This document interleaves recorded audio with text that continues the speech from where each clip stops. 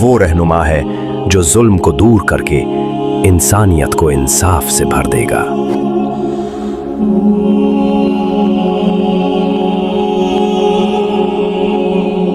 हजरत दज्जाल आजाद हो गया है।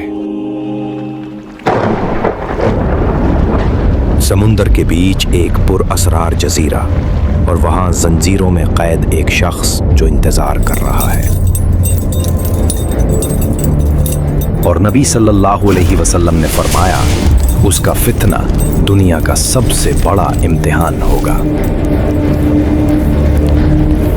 और फिर जंजीर टूट गई, फितना का बादशाह आजाद हो गया।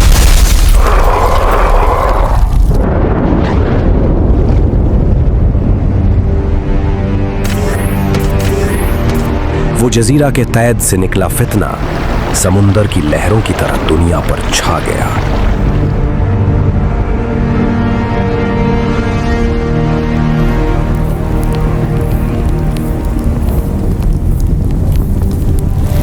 और जब दज्जाल निकलेगा, दुनिया अफरा तफरी में डूब जाएगी। जंग, कत्ल और फितना हर जगह फैल जाएगा। मैं तुम्हारा रब हूं, मेरे हाथ में जन्नत भी है और दोज़ख भी। जो चाहे मैं तुम्हें अभी दिखा सकता हूं। और फिर उसने अपने आप को रब करार दिया। वो जन्नत और दोज़ख दिखाता, बारिश बरसाता और इंसानियत को गुमराह करता गया। देखो, मैं आसमान से बारिश बरसाकर तुम्हें रिज़्क देता हूं। कौन है जो मेरे जैसा कुदरत रखता है? लोगों ने हक भुला दिया और उस झूठे को अपना रब तस्लीम कर लिया। देखो, ये है दोज़ख की भयानक आग और सिर्फ मैं हूं जो तुम्हें इससे बचा सकता हूं, क्योंकि मैं तुम्हारा रहम रब हूं।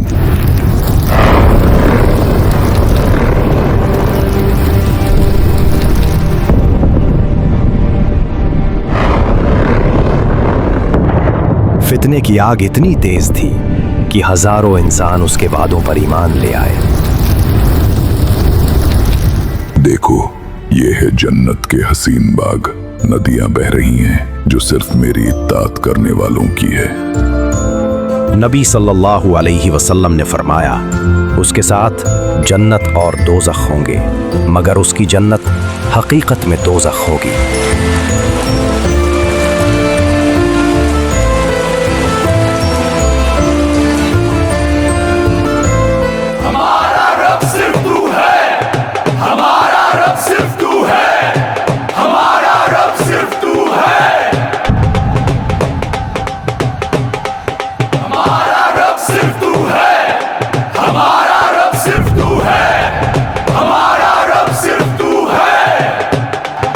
दुनिया भर में सवाल उठने लगे हैं, अगर ये शख्स वाकई दज्जाल है तो क्या अब वो लम्हा भी करीब है जिसका जिक्र नबी ने फरमाया था? क्या ईसा इब्ने मरियम अलैहिस्सलाम भी जल्द नाजिल होने वाले हैं?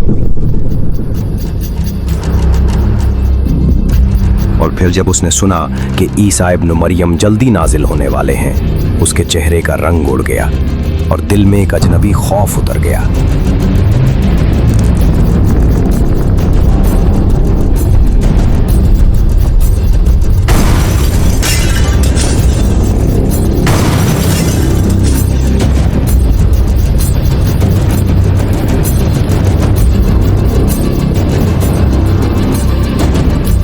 सोच रहा है ईसा के आने से मैं रुक जाऊंगा?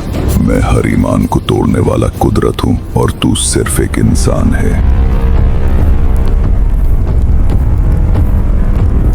तैयार हो जाओ, फितना दज्जाल का इम्तिहान शुरू हो चुका है।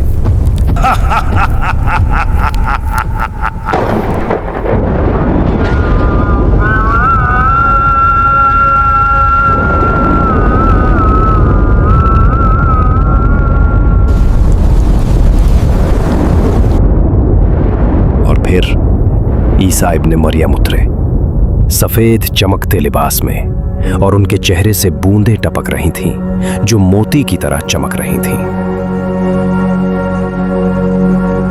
हजरत, आपकी हुजूरी से जुल्म का राज खत्म होगा और इंसानियत को सच और अमन मिलेगा। इमाम मेहदी, जो इंसान हक के रास्ते पर दुनिया को ले जाएगा, वही आप हैं। आइए नमाज अदा करते हैं।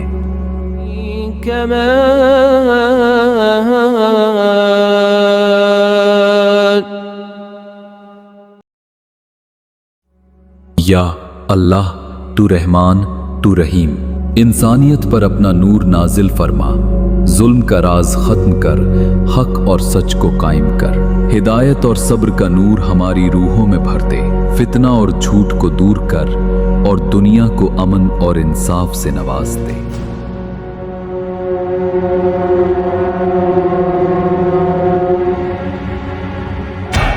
और फिर सबसे बड़ी जंग का वक्त आ गया। ईसा इब्ने मरियम और दज्जाल एक ही मैदान में सामने खड़े थे।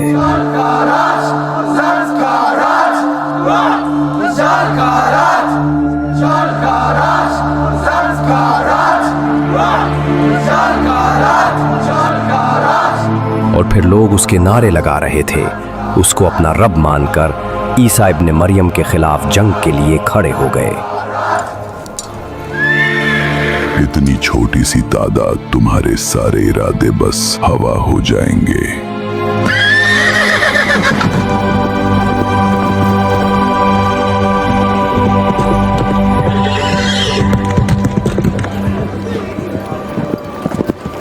नबी सल्लल्लाहु अलैहि वसल्लम ने फरमाया, आदम से लेकर क़यामत तक इंसानियत पर दज्जाल से बड़ा फितना कभी नहीं आएगा।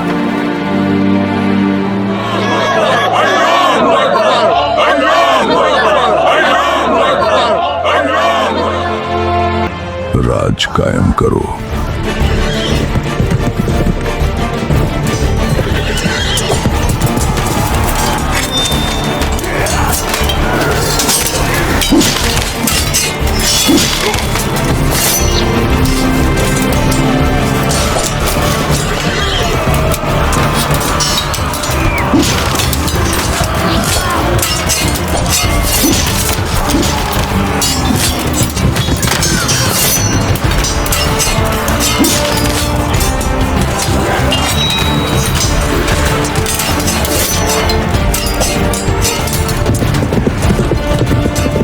दज्जाल ने जैसे ही ईसा इब्ने मरियम को देखा, उसके झूठे दावे टूट गए और वो जंग के बीच से भाग निकला।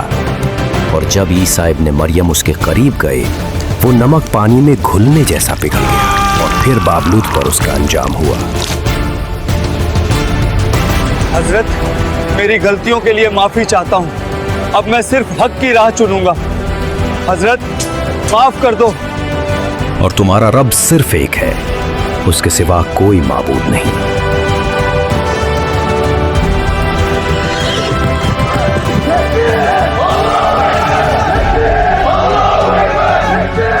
अल्हम्दुलिल्लाह, या अल्लाह, तू ही सबसे आला और तू ही इस कायनात का असल मालिक।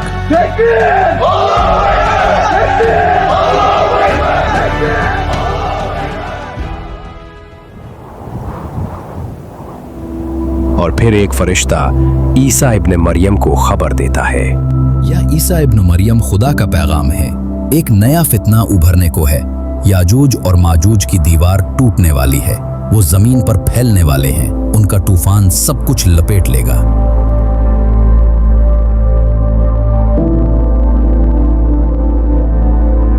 लोगों, अल्लाह का पैगाम आया है।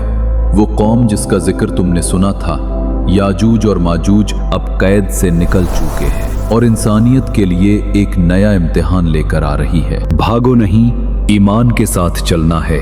पहाड़ अल्लाह की पनाह बनेंगे तुम्हारे लिए। सब लोग पहाड़ पर जमा हो जाओ।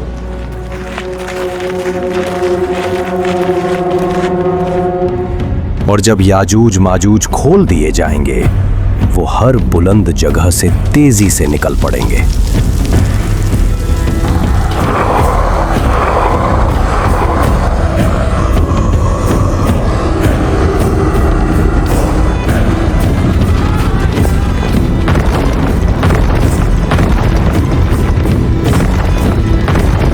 और जब रुकावट टूट गई, याजूज माजूज हर बुलंदी से उतरकर दुनिया पर छा गए।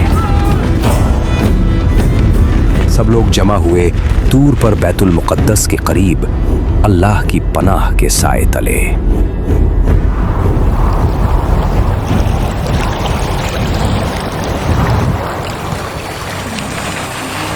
अब उनकी लश्कर तालाब की तरफ चल पड़ी। वो प्यास जिसे जमीन का एक एक कतरा बुझा न सका, अब पानी को निकलने आई थी।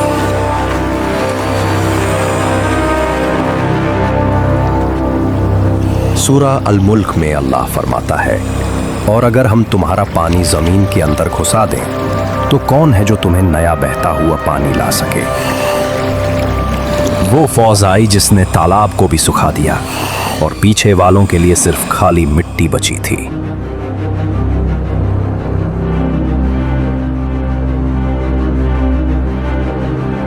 पहाड़ों की ओर भाग के क्या बच जाओगे?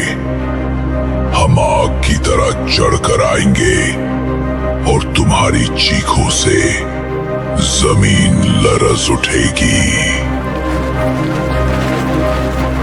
हजरत, वो फौज, वो खून की प्यासी याजूज माजूज की लश्कर, उनका शोर, उनका जुल्म हर तरफ गूंज रहा है।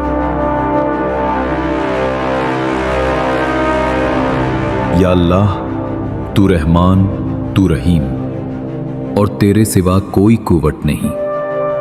उम्मत मोहम्मद सल्लल्लाहु अलैहि वसल्लम को याजूज माजूज के जुल्म से बचा ले, अपनी कुदरत से उन्हें मिटा दे और हक पर कायम रहने वालों को अपनी पनाह अता फरमा।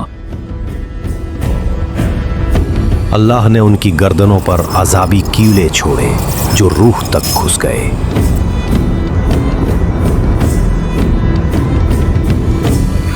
और एक ही लम्हे में याजूज माजूज सब मिटा दिए गए।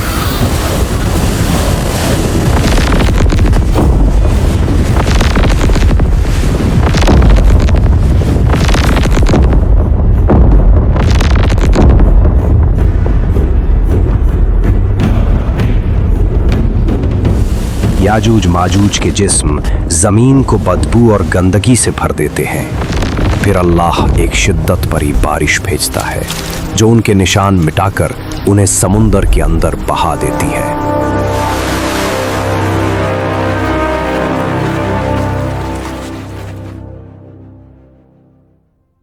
याजूज माजूज के खत्म होते ही इंसानियत ने सुकून सोचा, लेकिन दुनिया को ढक गया वो धुआं जो अजाब बनकर आया।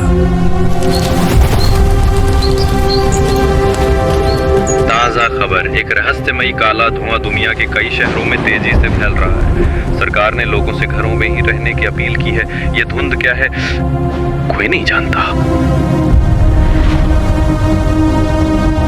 और फिर वो धुआं सिर्फ एक शहर तक महदूद न रहा, उसने पूरे जहां को लपेट लिया। हर कोना, हर बस्ती, हर मुल्क उसके साए में दफन हो गया।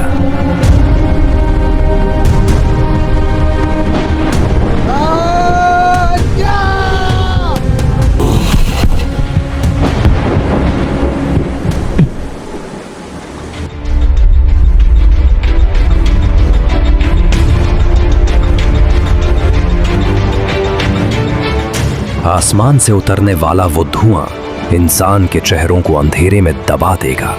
हर नजर अंधी, हर दिल खौफ से कांप उठेगा।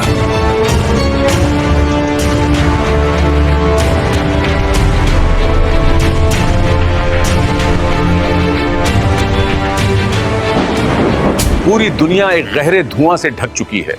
क्या यह कयामत का आगाज है? यह धुआं आसमान से उतरकर जमीन को निगल रहा है।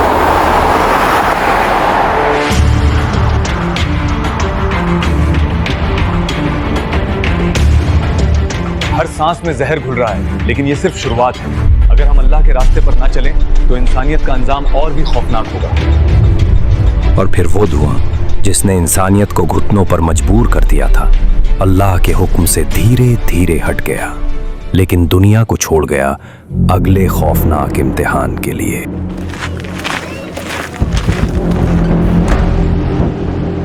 और फिर वो वक्त आया जब सूरज ने मशरिक से उभरना छोड़ दिया। दिन रुक गया और रात लंबी होती चली गई। देखो ये अंधेरा, 3 दिन से सूरज का नूर नहीं, हर चेहरा भय से बदल गया। या अल्लाह, तू ही हमें इस अंधेरे और जुल्म से बचा।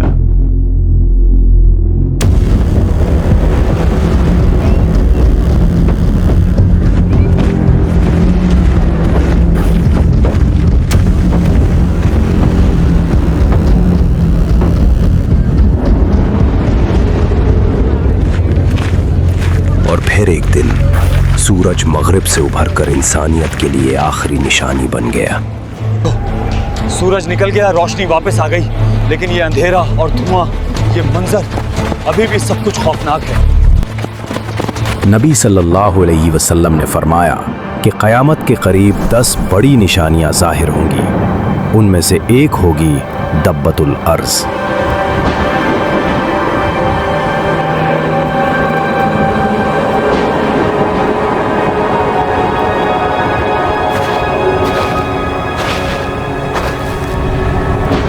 इंसान समझ भी न पाया और तौबा का वक्त खत्म हो गया। उस वक्त जो भी ईमान लाएगा उसका ईमान कबूल न होगा। तुम इंसान अपनी फितरत से दूर भाग रहे हो। मैं वही हूं जो सच्चाई लाऊंगा, और जो सच को नहीं माना उसका अंजाम तुम्हारी आंखों के सामने जमीन को हिला देगा। और जब अल्लाह का हुक्म सच हो गया, जमीन से दब्बतुल अर्ज़ निकला। उसने इंसानों से कहा, तुम अल्लाह की निशानियों को झुठलाते रहे और अब हक तुम्हारे सामने है। लोग उससे देखकर खौफ से भागने लगे, मगर कोई उसकी पकड़ से बच न सका।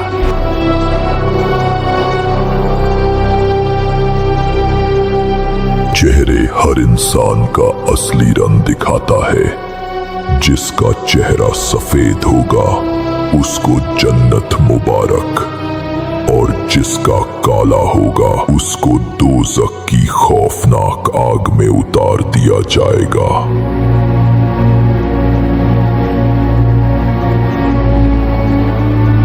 अब तुम्हारी बारी। लोगों ने अपने हाथ उठाए, मग़फ़िरत के लिए रो रो कर दुआ मांगी, लेकिन तौबा के दरवाजे बंद हो चुके थे। और फिर इंसानियत 2 हिस्सों में बांट दी गई। जिन्होंने ईमान को थामा उनके चेहरे रोशन हो गए, और जिन्होंने इनकार किया उनका चेहरा अंधेरे में डूब गया।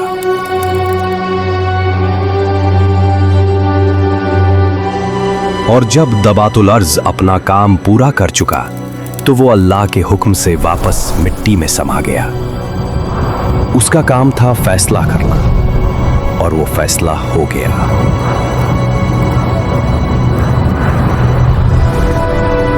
बेटा, तुम्हें क्या हो गया है? तुम्हारे बाप ने हजरत ईसा के साथ दज्जाल के खिलाफ जंग में साथ दिया था, लेकिन तुम ऐसी हरकतों में पड़ गए हो। अबे ओए बुढ़े, अपना काम कर जाकर। गुनाह उनकी आदत बन गया था, आवारगी उनका मकसद। इंसान खुद अपनी तबाही का तमाशा बना रहा था। इंसानियत ने सोचा कि इम्तिहान खत्म हो गया, मगर असल इम्तिहान तो अब शुरू हुआ। धरती फटने लगी।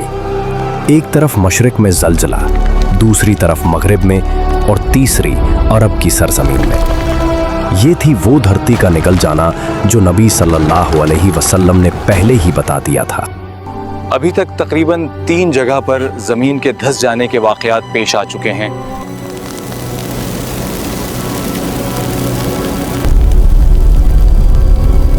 ये आग हमें अपने तरफ बुला रही है। हम चलते हैं तो ये भी चलती है, और हम रुक जाते हैं तो ये आग भी रुक जाती है। और फिर यमन की सरजमीन से एक आग भड़क उठी। ऐसी आग जो इंसान को भगा भगा कर एक ही मंजिल पर जमा करने लगी। कोई बचाव नहीं, कोई पनाह नहीं, बस एक रूह का इम्तिहान। और एक ही सांस में सब कुछ बदल गया। सूर बच चुका था और कयामत उठ खड़ी थी।